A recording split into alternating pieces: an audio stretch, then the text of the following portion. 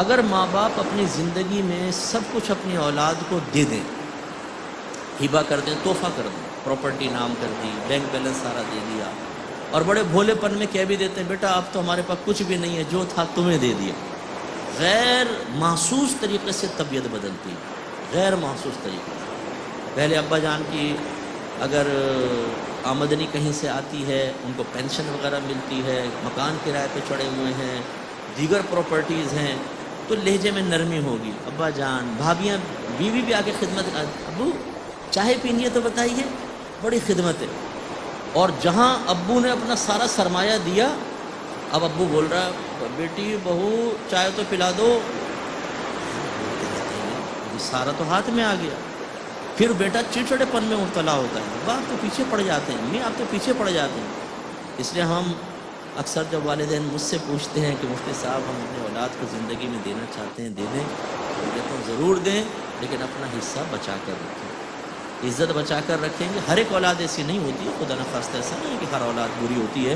لیکن بہرحال ایک فطری تقاضا ہوتا ہے، جب ماں باپ کو محتاج اور بالکل مال سے خالی محسوس کریں تو عام جو لوگ ہیں ان کی فطرت، ان کی طبیعت، ان کی کیفیت بدلتی ہے، اور لہجوں میں، عمل میں حقارت پیدا ہو جاتی ہے، اور اپنی آخرت کی بربادی کا سامنا کرتے ہیں۔ اسی طرح اگر ماں باپ بوڑھے ہو جاتے ہیں اور خاص طور پہ بیمار ہو جائیں، اب وہ کھانس رہے ہیں، ان کو ڈاکٹر کے لے جانا ہے، ٹائم دینا ہے اپنے کاروبار میں سے، نوکری میں سے،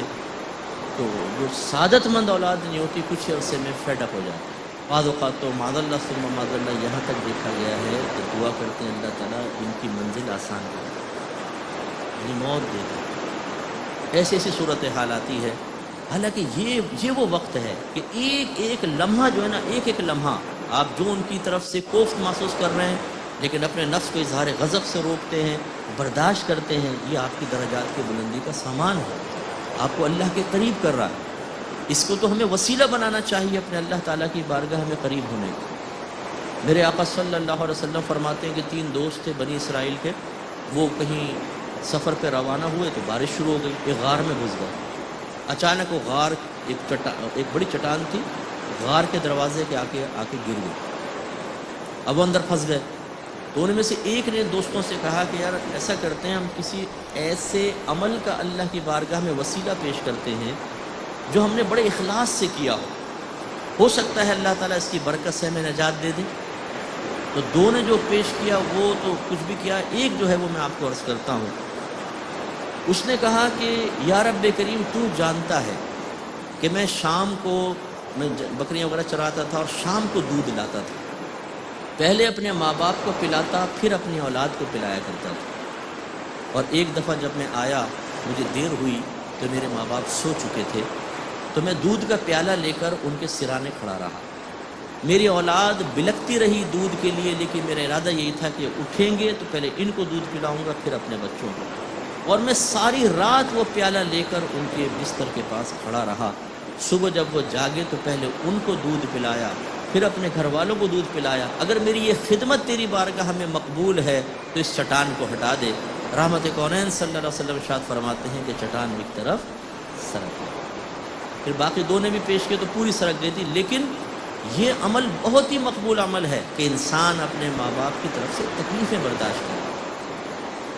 خاص طور پہ ایسے نوجوان جو یہاں تشریف فرما ہے کہ جو خدا نہ خواستہ اپنے والدین کی عظمت و عزت کو دنیاوی مفادات کے ترازو میں تولتے ہیں، ماں باپ کی طرف سے کچھ ملے، فائدے حاصل ہوں تو ماں باپ زندہ باد، اور کچھ نہ ملے تو ختم۔ ایسا نہیں، اگر ماں باپ کے خالی ہاتھ بھی ہوں گے، ذرا غور سے دیکھیے گا ان خالی ہاتھ میں بھی اللہ نے جنت رکھی ہوئی۔